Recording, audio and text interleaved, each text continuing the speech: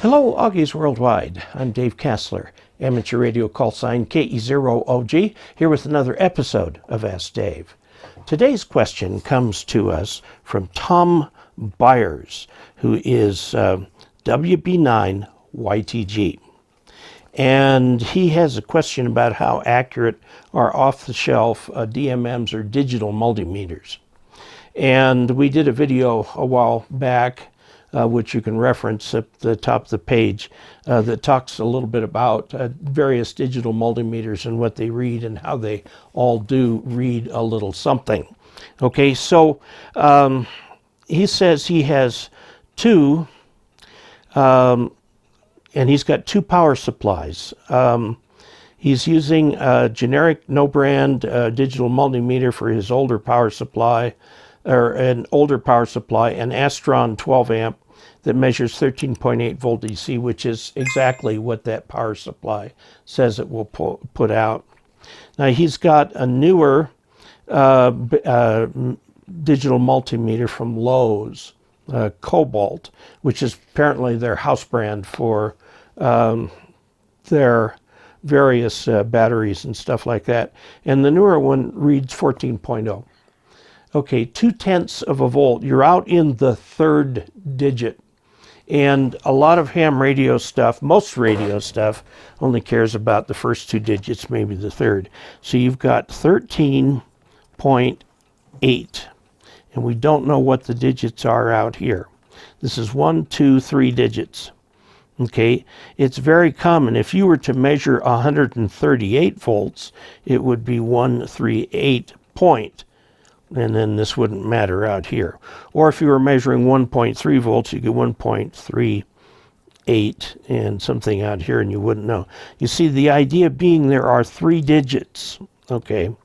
And this digit out here, the last digit, is always somewhat suspect on amateur grade test equipment. Now, if you were to use lab grade and spend several $100 for a really high quality voltmeter, you could put a couple more digits out here. But the fact of the matter is that most radios, you have two types of radios, those that are intended to potentially be used in a mobile environment, that take 13.8 volts plus or minus 10, or rather I should say 15%. Okay, well, just take 10% of 13.8, and we'll add 1.3 to this, and you come up with 15 point, 8 and 3 would be 11, 15.1 volts. And if you subtract that from that, you're going to come up with 12.5 volts. Okay, so you see that the radios operate over a wide range of voltages. So the difference between 138 and 140 is out here in the 1/10 of a volt, 0.2 of a volt. And the difference in accuracy of these meters you can get different meters reading the same thing from that. However, if you're around the middle, like 14.0, of the voltages that you're looking for, you're in good shape. So I would say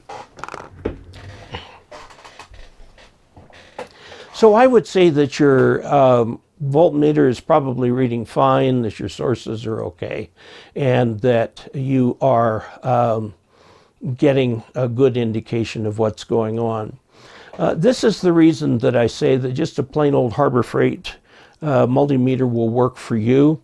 Now, the cheap multimeters do not measure RMS voltage properly, but the last time I had to measure an RMS voltage, I used my oscilloscope, and it allowed me to get a very nice reading of that. But again, as I said, in most of ham radio, 3 digits of readout on the thing, 3 digits of precision, gives you about all you need to know. And as we noted here, the actual accuracy of the meter was about plus or minus 2%, which hits that third digit.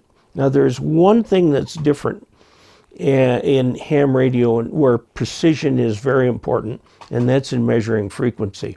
We're trying to measure frequency down to the hertz on our radios, or tens of hertz. And so we'll have quite a few more digits of precision than we might have with just a mere voltage or a current or a capacitance or a resistance. It used to be resistors were sold plus or minus 20%. Now you can get them easily for plus or minus 5%, and you're in good shape. So there you have it.